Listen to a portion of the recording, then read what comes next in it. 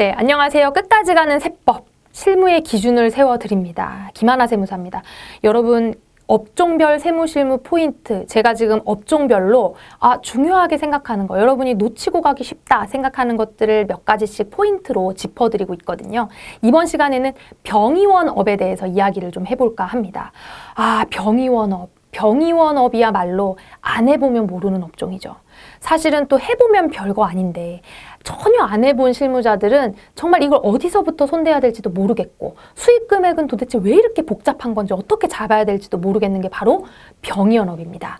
그래도 우리가 조금 한번 들어보면 실제 접했을 때 그래도 한번 해볼까 한 용기가 생길 수 있잖아요. 그래서 이번에 저랑 같이 병의원업 수익 금액 잡는 방법에 대해서 한번 공부해 보도록 하겠습니다. 일단 국세청 업종코드 연계표부터 좀 살펴볼 건데 한국표준산업분류표가 개정이 됐고 또 그 기준경비율 업종코드가 개정이 됐지만 병의원업에서는 크게 달라진 점은 없어요. 왜냐면 뭐 의원이 새로 생길 만한 병가가 있진 않잖아요. 그러니까 요양병원 신설 정도 코드가 있고 지금 현재 우리가 실무상 많이 만나는 사실은 병원은 아니에요. 병원이라는 거는 종합병원, 치과병원 이런 걸 얘기하기 때문에 저희 세무사무원들이 다루는 업종은 아니에요. 그렇기 때문에 우리 의원으로 구분되어 있는 이런 일반 의원들, 치과의원, 한의원 이런 업종 코드들로 구성이 되어 있다 보시면 될 것 같습니다. 자, 병의원업 사업자 등록부터 한번 살펴볼 건데 일단 병의원업은 허가업종이죠. 허가업종인데 어디에 허가를 받아야 되냐면 의료기관 개설 신고라고 보건소 의학과에서 허가 신청을 먼저 받으셔야 됩니다. 그리고 이렇게 개설 신고 필증을 가지고 사업자 등록 신청을 세무서에 가서 하게 되는 거죠. 그렇죠? 세무서에 사업자 등록 신청하는 거는 다른 업종과 마찬가지로 임대차 계약서, 뭐 각종 신분증 이런 거 작성해서 가시면 되고요.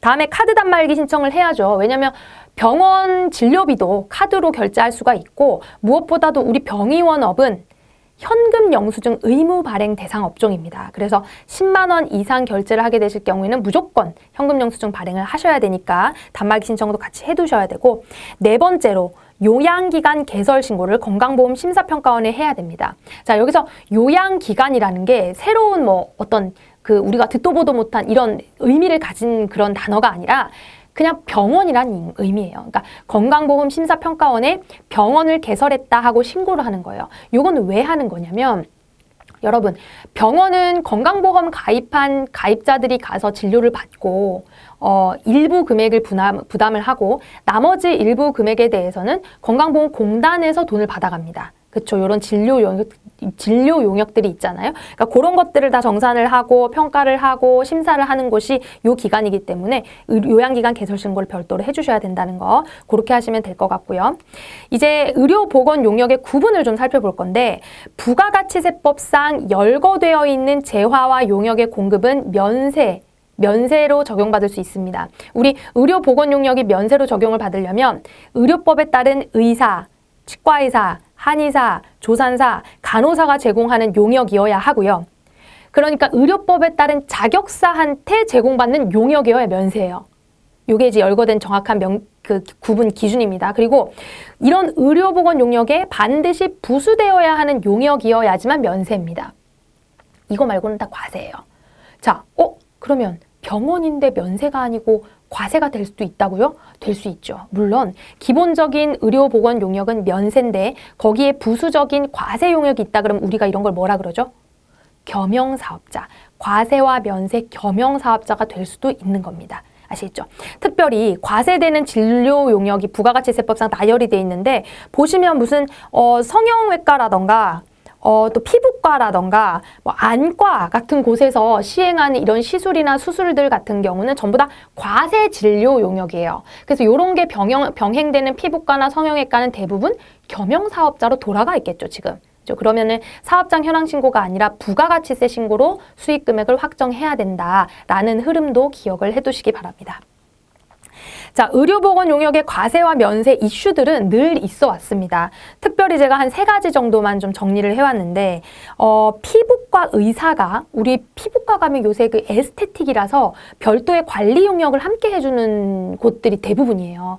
그럼 이렇게 피부과 의사가 관리 감독하에 이런 피부 관리사가 어떤 용역을 제공하는 것 이것에 대해서는 면세되는 의료보건 용역으로 볼 수 있을까 없을까?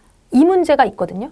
없습니다. 이건 거의 다 결론이 났는데 왜냐하면 의료법에 따른 어떤 전문가가 치료한 게 아닙니다. 첫 번째. 그리고 피부과 진료 용역에 반드시 부수되어야 하는 어떤 피부관리 용역이 아닌 거죠. 이랬을 때는 과세로 보시는 게 맞고요.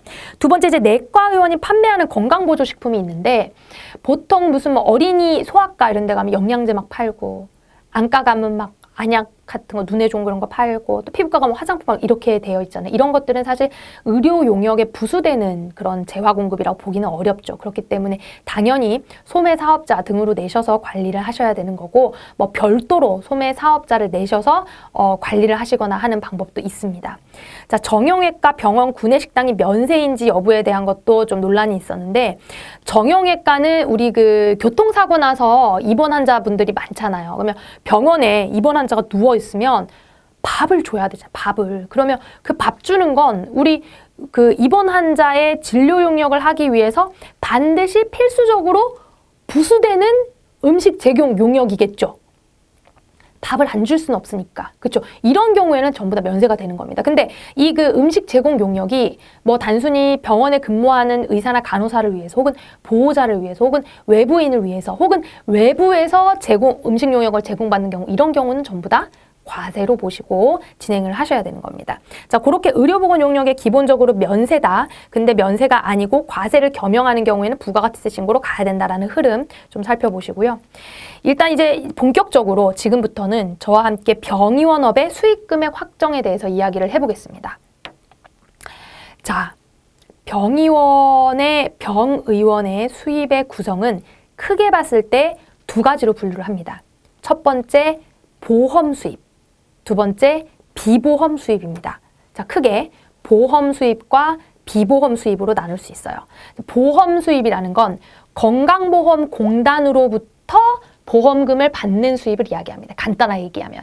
자, 우리처럼 회사를 다니는 사람들은 건강보험공단에 다 가입이 돼 있죠. 직장가입자처럼. 그리고 회사 안 다니는 사람들은 지역가입자로 다 가입이 돼 있습니다. 그게 아니라면 피부양자로라도 어떻게든지 다 가입이 돼 있어요. 무조건 건강보험공단에 그 보험으로 다 가입이 돼 있는데 제가 병원을 갔어요. 병원 진료 수입이 병원에 가가지고 진료비를 결제하는데 저한테 3,000원을 달래요. 그럼 저는 제 주머니에서 카드를 꺼내거나 현금을 꺼내서 3,000원을 줍니다. 그럼 우리 병원 원장님은 저한테 진료 수입을 3,000원짜리를 제공한 걸까요? 아니에요. 보통은 한 2만 원 정도의 진료 용역을 제공하고 제가 내는 본인 부담금이 3,000원인 거고 건강보험공단으로부터 받는 17,000원의 공단 부담금 수익이 발생하게 되는 거예요.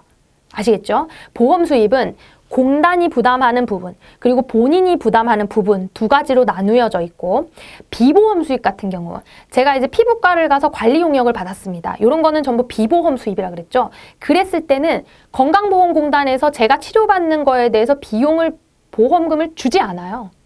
100% 다 제가 내는 겁니다. 100% 다 제가 내는 이런 본인 부담금 100%로 구성되어 있는 게 비보험 수입이다. 그렇게 생각하시면 좋을 것 같아요. 일단 그렇게 구분. 자동차 보험과 산재보험 같은 경우는 여러분 보험회사에서 100% 지원, 부담, 들어오는 수입 금액이기 때문에 본인 부담금 이런 게 없어요. 그래서 자동차 보험과 산재 보험은 전체 금액을 우리 병원의 수입 금액으로 반영하시면 되겠다라고 보시면 되겠죠. 각종 수입 금액을 확인할 수 있는 기간도 제가 밑에 붙여놨습니다. 자, 보험 수입을 그러면 한번 확정해 보겠습니다. 일단 보험 수입을 확정할 때 우리 보험 수입은 크게 의료보험과 의료보호 수입으로 나눠져 있어요. 물론 건강검진 수입 뭐 이런 것들이 있지만 그런 것들은 이제 중요한 개념은 아니니까 일단 크게 두 개부터 잡고 가볼게요. 의료보험 수입 그리고 의료보호 수입이 있습니다. 의료보험 수입은 건강보험 가입자 우리처럼 정상적으로 건강보험에 가입되어 있는 사람들한테 받는 수입들 그리고 의료보호 수입은 기초생활수급자들이 가입되어 있는 말하자면 사회보장제도 보험이 있어요. 그러니까 그때는 의료보호 수입이라 그래서 건강보험공단에서 병원으로 수익금을 지급하게 됩니다. 우리가 실무적으로 이런 자료를 받게 돼요. 요양급여 비용 연간 지급 내역 통보서 그리고 의료급여 비용 연간 지급 내용 통보서 이런 자료를 건강보험공단으로부터 수취할 수가 있습니다. 1년에 한 번씩 보통은 한 1월 한 20일 정도 경 되면은 이게 1년 연간 지급 내용 통보서를 열람을 할 수가 있습니다. 그때쯤 이제 다 조회를 해서 우린 수치를 해서 2월 10일까지 사업장 현황 신고를 하게 되겠죠. 근데 요 이제 서식이 굉장히 우리 세법의 기준하고 좀 다르다 보니까 실무적으로 이해하기 어려운 점이 있어요. 자, 보겠습니다. 일단 요양급여 비용 연간 지급 내용 통보서라는 건 의료보험 수입을 이야기하는 거예요. 의료보험 수입, 정상적인 직장가입자 혹은 지역가입자가 납부한 보험료로 얻어들이는 수익. 첫 번째 세 줄을 보겠습니다. 맨 위에 세 줄. 일단 제가 빨간색 박스를 쳐놓은 진료 연월일, 지급일자, 본인부담금, 공단부담금, 소득세, 주민세 이런 내용을 한번 살펴볼게요. 요게 지금 세 칸이 한 세트인데, 세 줄이 한 세트인데 요 세 줄이 어떤 의미냐면 일단 2016년 12월에 진료가 이루어졌다라는 얘기예요. 2016년 12월에 진료를 했대요. 근데 저는 지금 이 연간 지급 내용 통보서를 지급 연도가 2017년이니까 2017년 귀속 신고를 하고 싶은 거예요. 2017년 귀속 신고를 하고 싶어서 자료를 받았는데 2016년 진료년에 자료가 같이 나왔네요. 왜 그러냐면 우리 진료가 발생하면 3,000원은 본인 부담금으로 제가 내고 17,000원은 공단에서 병원으로 보내준다 그랬죠. 이 17,000원이 제가 진료를 받았다 그래서 바로 입금되는 게 아니에요. 우리 카드 매출처럼 음식점업처럼 밥 먹고 다음날 카드 매출 입금되고 이런 게 아니라 우리 청구사들이, 보험 청구사들이 병원의 한 달치의 진료 용역을 정리를 합니다. 정리를 막 해가지고 한 달 동안 보험 수입이 이만큼 있어야 하고 건강보험공단에다가 신고를 하는 거죠. 돈 주세요 하고. 그럼 건강보험공단에서 뭐 깔 거 까고 과다하게 진료 용역한 거 이런 거 환수 처리하고 이렇게 하면서 최종적으로 결정된 금액이 다음 달에 들어오는 거예요. 그래서 보통은 진료 연월일 하고 실질적으로 공단 부담금이 병원에 입금되는 기간의 차이가 한 달 또는 2달 정도 나게 돼 있어요. 이해되시겠죠? 그러다 보니 얘는 2016년 12월에 진료를 했지만 2017년 1월 24일 날 지급이 되었다라는 의미예요. 그리고 우리 이 서류는 연간 지급된 내역, 다시 말해서 현금주의로 지급한 내역에 대한 리스트이기 때문에 전년도에 진료한 수입까지도 같이 기재가 되어 있는 거죠. 자, 요것만 보고 제가 분개를 한번 해보겠습니다.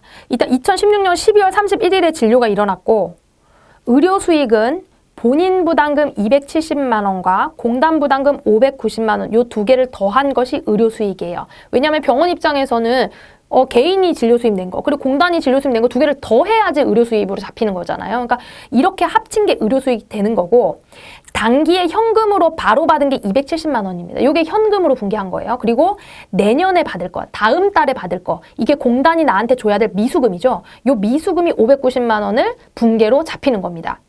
그러면 여러분 보세요. 얘는 2016년의 매출로 잡아놓은 거예요. 지금 분개 자체가 2016년 매출이에요. 그리고 2017년 1월 24일이 비로소 오면 현금으로 돈이 들어오는데 590만 원이 통째로 들어오는 게 아니라 우리 의료보건용역은 인적용역 사업자이기 때문에 건강보험공단에서 돈을 지급할 때 3.3% 원천 징수를 하게 돼 있어요. 그래서 590만 원에 대한 3.3%, 소득세 17만 원, 지방세 17,000원 가량을 원천 징수하고 나머지 570만 원만 현금 입금이 되게 됩니다. 그 내용이 바로 제일 오른쪽에 있는 소득세, 주민세 지급 금액에 대한 내용이죠. 일단은 요 세 줄의 이해를 여러분이 그렇게 하실 수 있으면 아래 계속 매달 발생하는 세 줄 끊어가면서 분개를 모두 하실 수 있으실 거예요. 자, 아래쪽에 있는 단기에 발생된 거 하나만 더 보겠습니다.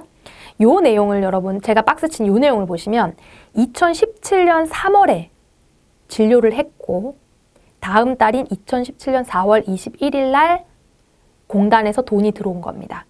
그러면 자, 430만 원이 본인 부담일 거고 880만 원이 공단 부담일 거고 요 두 개가 합쳐진 것이 2017년 3월의 의료 수익일 거예요. 병원의 매출. 그렇게 지금 분개를 해놓은 거 보이시죠? 그리고 4월 21일 날 돈 들어올 때 공단 부담금 880만 원이 돈이 들어오는데 전체가 들어오는 게 아니라 선납세금인 25만 원과 선납세금 2만 5천 원 두 개를 선납세금으로 달고 원천징수 당하고 나머지가 돈이 들어오는 겁니다. 이런 식으로 여러분 세 칸씩 이렇게 정리를 해나가는 겁니다. 그러면은 맨 끝에 이 연간 지급 내역 통보서 맨 밑에 줄에 합계가 나와요. 합계.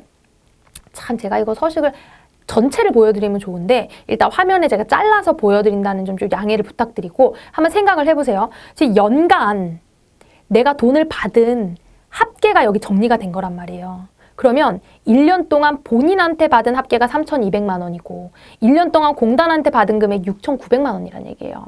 근데 중요한 건 여러분, 여기에 적혀있는 이 합계가 요 두 개를 더한 게 병원의 수입이라고 하기는 어려워요. 왜 그렇죠? 아까 제가 말씀드린 것처럼 2016년에 진료를 했는데 올해 돈 들어온 게 있단 말이에요. 그러니까 얘네는 빼줘야 돼. 그게 바로 지급 통보서에서 확인되는 합계에서 전년도 의료 수입을 차감하란 얘기예요. 자, 그러면 당해 2017년 12월에 진료를 하고 2018년 1월에 돈이 들어오는 얘는 어떡할 거냐? 얘는 이 서류에서 확인이 안 됩니다. 왜 그럴까요? 연간 지급 내용 통보서인데 2018년 돈 들어온 게 여기 어떻게 기재가 되겠어요? 그래서 이 당해년도 진료분 의료 수입에 대해서는 여러분 별도의 확인 절차가 있으셔야 돼요. 별도의 확인 절차. 별도의 다른 서류를 받으셔야 된다는 거예요. 또 하나만 더 볼게요. 그렇게 이제 우리가 그 현금주의를 발생주의로 치환시켜서 의료 수입은 잡으셔야 되는 거고, 우리 소득세하고 주민세 부분을 보면 원천징수한 선납세금의 합계가 여기 모여져 있습니다. 맞죠? 200만 원, 20만 원, 요게 뭐예요? 지금 1년 동안 소득세 뜯은 거, 주민세 뜯은 거잖아요. 그럼 얘는 소득세 신고할 때 기납부 세액으로 차감이 들어가야 되는데 얘도 그러면 귀속에 따라서 16년도 거는 빼주고 올해 거는 더해갖고 원천징수 반영을 해야 될까요? 그렇진 않아. 얘는 자, 단기의 기납부 세액으로 공제하는 원천징수는 그냥 지급통보서에서, 그러니까 지급하면서 원천징수한 고금액을 그대로 반영하시면 됩니다. 아시겠죠? 두 개가 조금 달라요. 그러면 당해년도 진료분 의료 수입은 어떻게 확인할 수 있느냐? 요런 서류를 받으셔야 돼요. 자, 이 서류는 뭐다? 올해 진료를 했는데, 귀속 올해 2017년 12월에 진료를 했는데 청구는 한 달 뒤에 하니까 돈은 다음 달에 들어온 거예요. 하지만 의료 용역의 귀속 시기는 진료를 제공한 때니까 2017년에 돈을 못 받았더라도 2017년에 공단부담금에 돈을 못 받았더라도 2017년 수익금액으로 잡아야 되는데 지급통보서에는 안 나와 있으니까 얘를 하나 더 확인을 하는 겁니다. 자, 지금 따라오셨죠? 제가 하는 이야기. 그렇게 따라오셔야 돼요. 그래서 이런 식으로 내가 보험 청구사가 청구한 요양급여비용 지급 통보서가 있어요. 얘는 보면 2017년 12월에 진료분에 대한 게 2018년 1월에 청구됐다 한 내용이에요.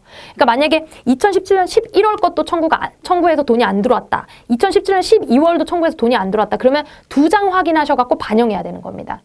아시겠죠? 자, 그렇게 더해야 된다. 자, 이렇게 해서 보험 수입은 확정이 끝났습니다. 그럼 이제 비보험 수입 확정으로 들어가셔야 돼요. 자, 보험 수입 확정은 크게 의료급여, 의료보험 수입, 의료보호 수입 두 가지를 공단부담금과 본인부담금의 합계로 잡았습니다. 보험 수입. 그럼 이번에는 비보험 수입을 잡아야 되는데 사실 원칙적으로 제일 정확한 건 우리 음식점에서 밥 먹을 때마다 포스 찍듯이 병원에서도 비보험 수입이 발생할 때마다 장부를 따로 기록하거나 병원 차트에다가 기록을 정확하게 해놓으면 그냥 걔를 더한 게 비보험이다 하면 참 좋을 텐데 현실적으로 그렇게 되지가 않습니다. 그래서 우리는 합리적인 추론의 추론에 의해서 비보험 수입 금액을 확정할 텐데, 자, 한번 생각해 보세요. 여러분, 일단 내가 병원에서 낸 3,000원, 진료비로 낸 3,000원은 낼 수 있는 방법이 다양합니다. 첫 번째 제가 결제할 때 신용카드 결제할 수 있고 또 현금 영수증 결제할 수 있고 그냥 현금 3,000원 줄 수 있어요. 그렇죠? 그리고 이제 비보험 수입도 마찬가지예요. 비보험도 제가 피부과 가고 피부 관리 용역을 받았어요. 얘는 과세 용역이라고 그랬잖아요. 그죠? 그렇게 해서 제가 100% 본인 부담을 해야 되는 겁니다. 보험료를 아무도 나 대신 내주지 않아요. 피부 관리 받는 거는. 그래갖고 그거를 100% 내가 카드로 낼 수 있고 현금 영수증 낼 수 있고 그냥 생현금으로 줄 수 있겠죠. 그러니까 이게 지금 본인 부담금의 결제 수단과 비보험 부담의 결제 수단이 중복돼요. 겹쳐요. 그리고 우리는 조회할 수 있는 객관적인 증빙이 어떤 식으로 조회가 되냐면 카드 수령분 전체, 현금 영수증 전체, 일반 현금 전체 이런 식으로 이런 식으로가 조회가 가능하단 말이에요. 그러니까 카드 수령은 국세청이라던가 여신금융협회를 통해서 2억 3,540이 조회됐다고 치고요. 현금 영수증은 홈택스를 조회해봤더니 1,280만 원이 조회됐습니다. 그리고 일반 현금 들어온 기록을 보니까 병원에서 차트 기록이나 병원에서 쓴 프로그램 기록을 봤더니 800만 원이 수입이 된 거예요. 현금 들어온 게. 그러면 보세요. 지금 2억 3,500, 현금 영수증 1,200, 일반 현금 800 이렇게 다 더한 여기 안에는 여기 안에는 보험 본인 부담금, 그러니까 보험 수입에 본인 부담금이 결제됐을 수도 있고 비보험 수입에 본인 부담금이 결제됐을 수도 있겠죠. 그래서 이 전체 금액에서 본인 부담금을 빼면, 왜냐하면 본인 부담금은 자료를 통해서 정확하게 확정이 되니까, 그래서 얘를 빼면 나머지 차액을 우리가 비보험 수입이라고 볼 수 있겠다. 이해되셨나요? 자, 그렇게 비보험 수입은 확정하는 겁니다. 자, 그러면 여기서 이제 변수는 뭐냐면 카드하고 현금 영수증은 명확해요. 국세청에서 자료가 나옵니다. 근데 이 일반 현금, 병원의 기록이 얼마나 신뢰가 있느냐. 이 병원에서 제공한 기록, 그러니까 우리가 이제 병원에서 받아야 되는 자료가 얼마나 신뢰성이 있느냐에 따라서 물론 이제 비보험 수입이 좀 달라질 수가 있어요. 그래서 그 부분은 실무적으로 여러분이 좀 경험상 터득을 하셔야 됩니다. 정확하게 기록되어 있는 병원도 있고요. 노출하지 않는 병원도 있고요. 우리가 역으로 추정을 해야 되는 병원도 있어요. 그러니까 그런 것들은 상황에 맞게끔 일단 여기에 있는 숫자가 어떻게 들어오느냐가 사실 실무적으로 좀 어려운 문제다라는 걸 좀 보시면 좋을 것 같습니다. 그래서 이렇게 병원 관리를 하시는 분들은 저처럼 이런 시트를 만들어서 관리를 하세요. 이런 시트는 일단 보험 수입에 대한 자료를 싹 다 입력을 하고요. 그래서 보험 수입을 먼저 확정을 합니다. 그 다음에 이제 결제 수단에 대한 자료를 확정을 해요. 결제 수단에 대한 자료를 확정을 다 한 다음에 본인 부담 중복 매출을 차감하고 비보험을 확정시키는 거죠. 그래서 제가 빨간 박스를 쳐놓은 보험 합계와 비보험 합계를 몽땅 다 합치면 병원의 수익 금액이 결정되는 겁니다. 물론 처음에 말씀드렸던 자동차 보험이라던가 산재 보험이라던가 이런 수익 금액은 100% 그냥 다 더해서 엎어주시면 되겠죠. 자, 요렇게 해서 여러분들 보험 수입 확정까지 한번 살펴봤습니다. 그럼 우리는 이제 사업장 현황 신고를 합니다. 왜? 병원은 면세 사업자니까 사업장 현황 신고를 하는데 요때 좀 어려운 점이 있어요. 병원업 같은 경우는 사업자 현황 신고서를 하면서 의료업자 수익금액 검토표라는 서식을 추가로 제출을 하셔야 되고요. 그리고 특정한 병과는 면세 사업자 수익금액 검토표라는 부표를 또 제출을 하셔야 돼요. 그게 성형외과, 안과, 치과, 피부과, 한방 이런 이제 병과들이 전부 다 제출을 하셔야 되는데 여기도 우리가 좀 기재하기가 참 까다로운 내용들이 있습니다. 살펴보겠습니다.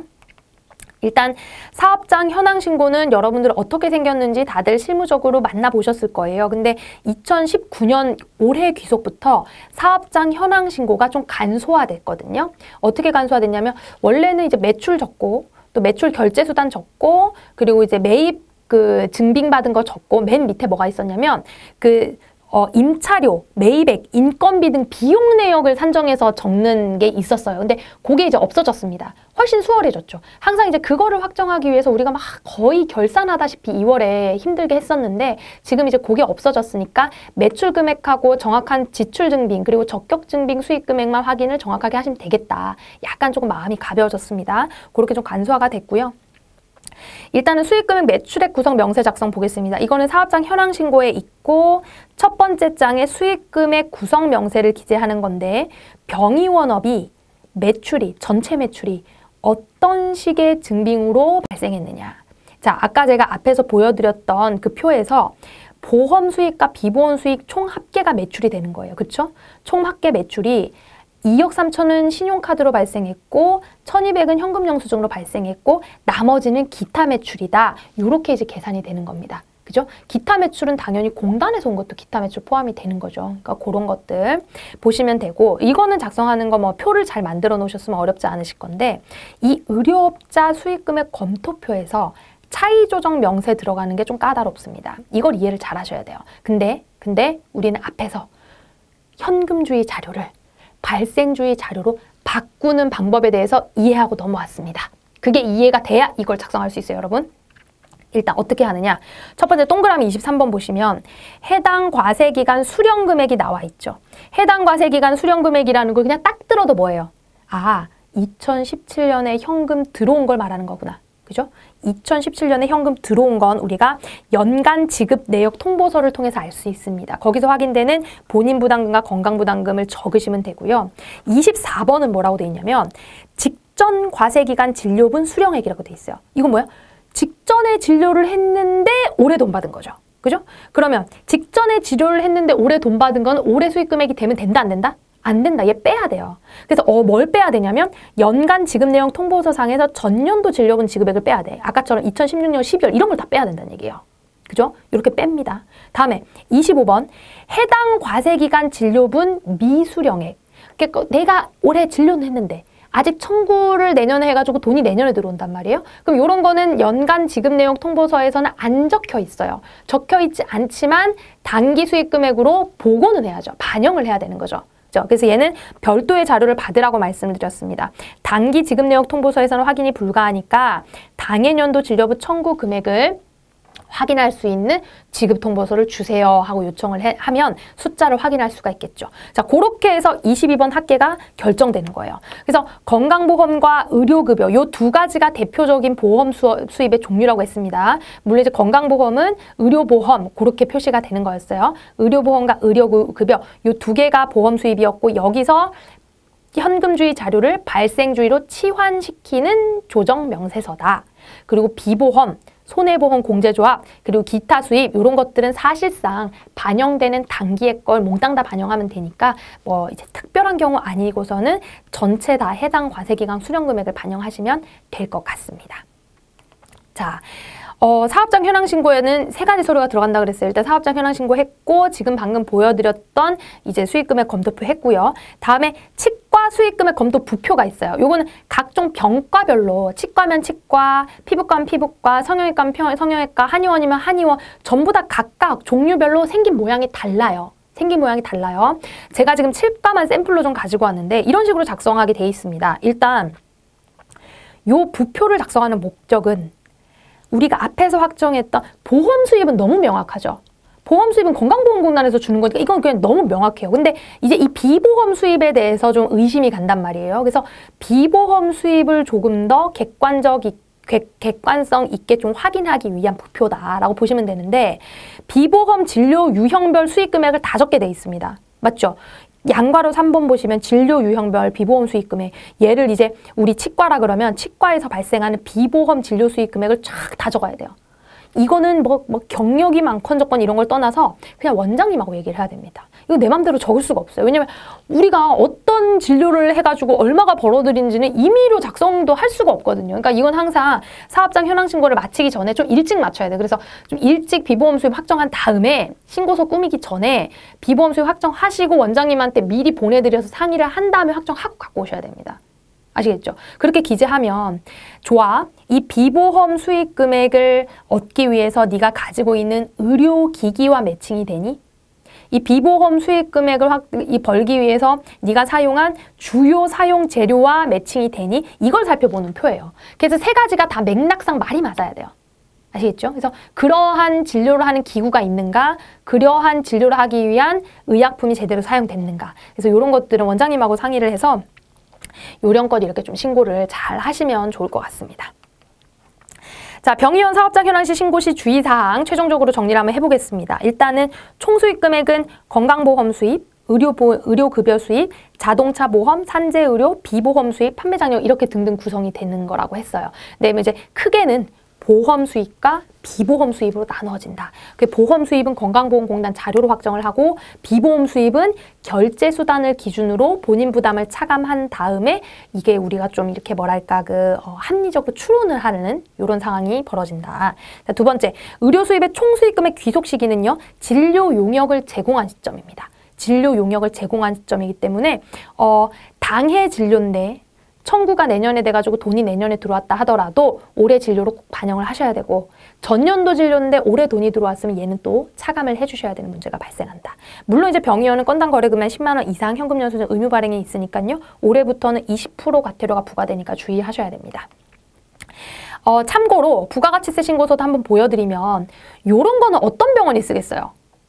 지금 제가 사업장 현황 신고 보여드렸던 건 여러분 면세, 면세 사업자인 병의원이 작성하는 방법이었어요. 근데 이제 피부과라든가 성형외과들은 과세 진료가 발생하면서 겸용사업자로 많이 돌아갔다 그랬죠.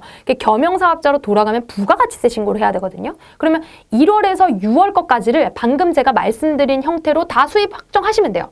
1월에서 6월도 보험 조회하고 비보험 확정하시면 돼요. 그렇게 하시고 이제 부가가치세 신고서에 적을 때 보험 수입은 전부 면세 수익금의 과표로 잡으시면 되고 비보험 수입 중에서 과세 진료 영역에 있는 거, 이거는 병원하고 또 상의를 하셔야 되겠죠. 병원에서 기록되어 있는 진료 기록이 있을 겁니다. 그런 거 확인하셔서 과세표준 명세, 그러니까 과세 쪽 과세표준으로 기록을 해주시면 되는 겁니다. 그렇게 해서 부가가치세 신고를 마치셔야 돼요.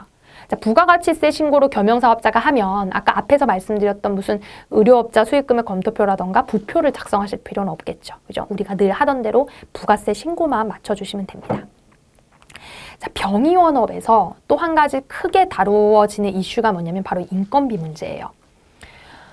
일반적으로 우리가 중소기업이라던가 뭐 세무사무실이라던가는 대부분 연봉 기준으로 혹은 이제 월 총급여의 기준으로 해서 급여 계약을 하는 경우가 많아요. 그러면은 한 달에 200만 원이요. 이러면 거기에서 4대 보험하고 소득세가 떼겠거니 하고 통장에는 한 180 찍히겠거니 이렇게 생각을 하잖아요. 근데 이제 병의업 쪽 관례는 뭐냐면 실제 통장에 지급되는 금액을 기준으로 고용계약을 합니다. 요건 그냥 관행이에요. 그게 뭐 이제 제대로 됐냐 안 됐냐를 지금 따지는 게 아니라 우리가 실무적으로 일을 할 때 원장님들은 그런 식으로 우리한테 자료 제공 요청이라던가 신고 요청 의뢰를 할 거란 말이에요. 그러면 우리 간호사를 이번에 200만 원에 고용을 했는데 이 200만 원 고용한 간호사 처리 좀 해주세요 하면 우리가 늘상 하던 대로 하면 200만 원 4대 보험 신고할 겁니다.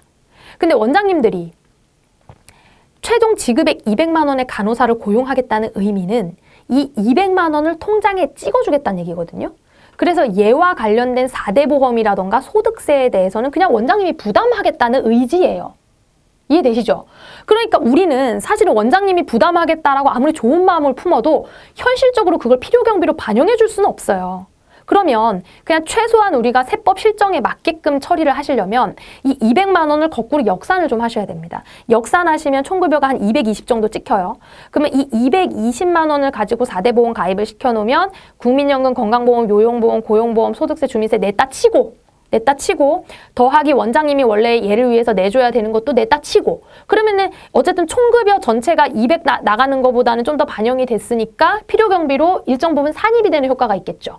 자, 그렇게 되시는 게 조금 더 낫지 않나 싶은 생각이 듭니다. 왜냐하면 병의원은 워낙에 경비가 많이 부족하고 실제 경비를 반영을 해도 부족한 판에 이렇게 급여 주는 것까지 일부러 줄여서 신고할 필요가 없어요. 물론 줄이는 것도 아니지만 심지어 뭐 소득세 대납해주고 이런 건 경비 반영도 안 되는데 그러니까 물론 이렇게 되면 4대 보험을 조금 더 예상보다 납부하게 되는 부분에 있어서는 원장님하고 상의를 하셔야 되겠지만 이렇게 해서 경비로 반영해 주시는 것이 그래도 소득세를 너무 많이 경비 인정받을 때 좀 도움이 되지 않을까라는 생각이 듭니다. 근데 문제는 뭐냐면 이런 일반 간호사가 문제가 아니에요. 문제는 페이닥터들이 문제입니다. 자, 페이닥터라는 건 뭐냐면 우리 원장님이 있고 원장님이 바쁘니까 의사를 고용합니다. 의사를 월급제로 고용을 해요. 그러면 이 월급을 주는 거죠, 의사한테. 근데 의사들은 보통 이제 뭐 병가별로 좀 다르겠지만 뭐 1,000만 원, 뭐 1,300만 원, 1,400 이렇게 받아가요.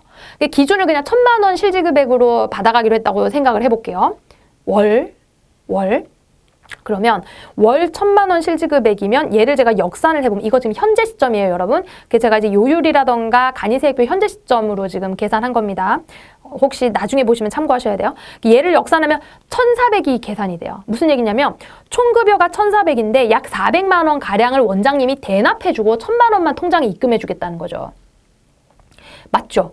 그래 뭐 그렇게 한다고 해서 계약을 했으면은 뭐 큰 문제는 없는데 문제는 뭐냐면 이런 분들이 중도퇴사했을 때가 문제가 됩니다. 자, 중도퇴사를 하면 어떤 일이 벌어지냐. 1,000만 원, 3개월 일하고 중도퇴사했다고 쳐보세요. 그러면 우리는 세무실무상 중도퇴사자 연말정산을 하게 되죠. 중도퇴사자 연말정산을 하면 총급여 3,000 찍히고 그동안 소득세 얼마 뗐어요? 300만 원씩 3개월 뗐으니까 339원 900만 원 뗐잖아요.